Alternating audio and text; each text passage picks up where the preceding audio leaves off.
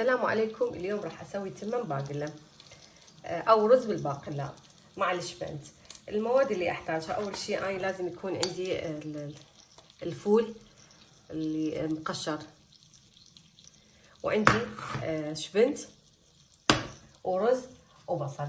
اكو ناس تسوي على اللحم، يعني تخلي اللحم ويا البصل وتحمسه، واكو ناس على الدجاج وعلى الضلوع او على اللحم المسلوق، يعني هاي اختياري. انا بالنسبه لي اليوم راح اسويه بالضلوع. عندي هنا أنا ضلوع سلقتها وحمستها، هاي راح اخلي عليها الرز. هاي الجدر بعدين هسه ما راح احتاجه. اول شيء انا راح اسوي البصل والرز، راح اسلقه سلق. اول شيء راح اخلص البصل والرز مسلوق عندي، حتى بس يحمس عندي البصل بس ياخذ لون. اضيف من الفول والشبنت. هو كثير الى طرق، يعني اكو ناس تسوي بدون لا لحم ولا شيء، بس الاهم شيء الفول والشبنت. وبعدين تقلي دجاج، يعني تسلق دجاج، تطبخ الرز بمي دجاج وتقلي الدجاج.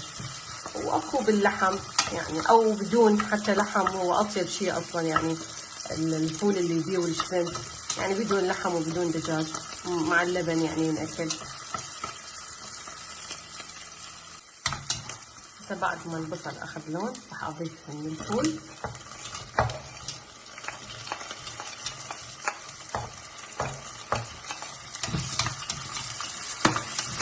طبعا انت الكمية هاي يعني اختياري، انا عندي قلاص رز، يعني تقدرون تكسرون الفول، انا حسب الرز كمية الرز اللي عندي. هسه اضيف الشبنت وهمين راح نسوي البصل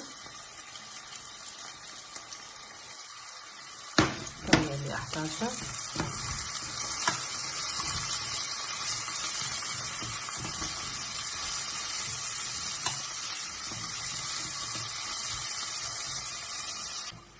هسه بعد ما حمس الشبنت والفول، انا هنا عندي رز مسلوق راح اضيفه.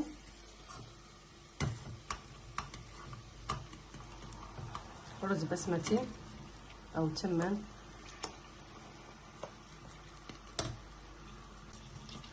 هسه اقلبه، اخلطه ويا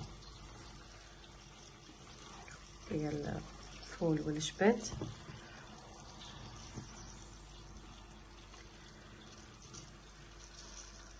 هسه عندي الشجر اللي بيضلوع، راح ادير التمن ولا اصبه هنا، درهم اكبر.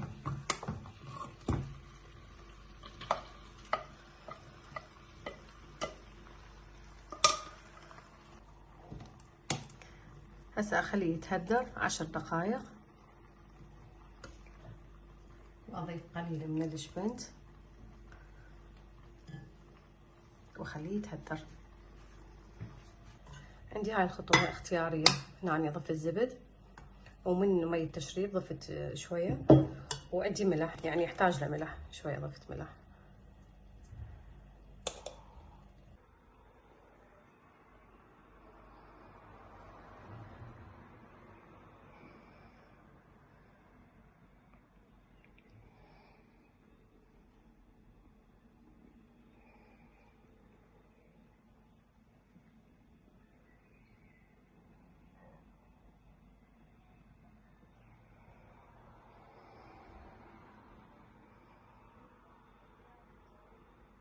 وهذا الشكل النهائي، تمن باقلة مع الشبنت،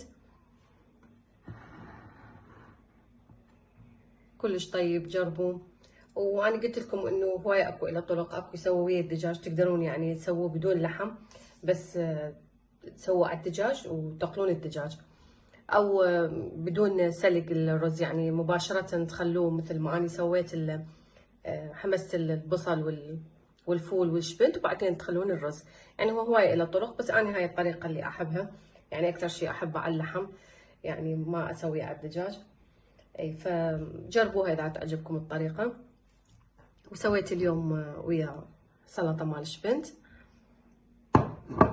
طبعا لازم اللبن همينة ويا الشبنت، خليت شبنت شوية، وتقدرون بدون شبنت يعني، هاي اختياري.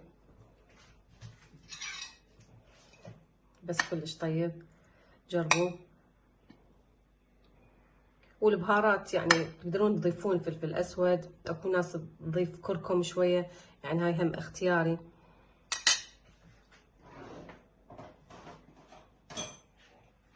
ويا اللبن كلش طيب.